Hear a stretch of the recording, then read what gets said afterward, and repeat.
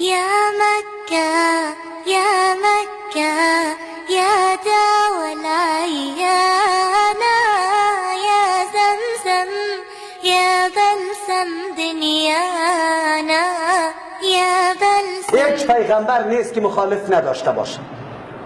الله میفرماید جعلنا لكل نبی عدوا، دشمنا را جور کرده. یکی از جمله دلایل حق بودن یک منهج را علی است که دشمن داره. چه رقم دشمن است؟ شیاطین الانس والجن، شیطانای انسی و جنی می باشد. جنی را خوبی از ما و شما نمی بینیم، در رگ رگ خون ما و شما هست، سیکو که در وجودش در آمده شما نمی بینیم. ریش سفید بیچاره در پالوی مسجد جوان استاد است، در اون طرف کلکین تایپ هم چالان کرده، صدایش هم در این جمعه امی ریش سفید در نماز هم نمیمانه.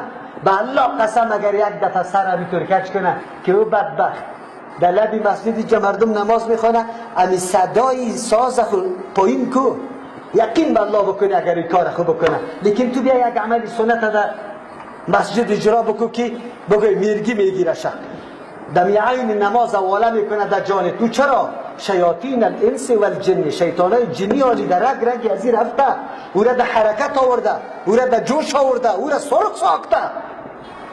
این را خود ما نمی بینیم و امین رقم هست. لیکن شیاطین انسی وجود داره. شیاطین انسی چی میگه؟ وقتی که در دعوت به سوی حق میدی، پیسه است، عربستان برش پیسه نیست. یک مسلمان پیدا نمیشه که چقدر خوب عربستان که پیسه بده، مملکت اسلامی برای ما پیسه بده و اینجا قرآن درس بدیم، مدرسه را جور کنیم، مسجد را آباد کنیم، چاها را بکنیم، بگوی سرکا را جور کنیم، مکتبا را، شفاخانه ها را جور کنیم. این چقدر؟ این گپی خراب است. این گپی خراب است.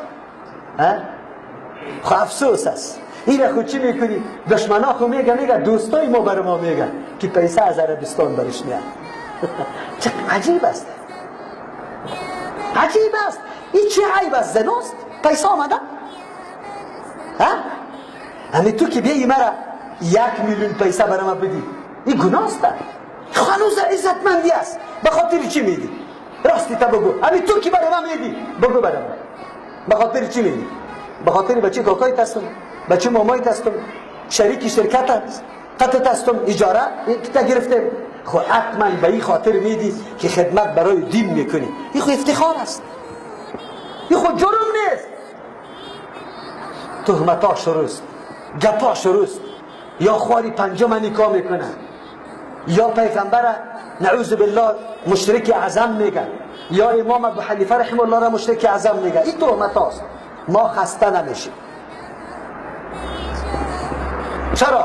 الله سبحانه و تعالی ما را وقت خبر داد.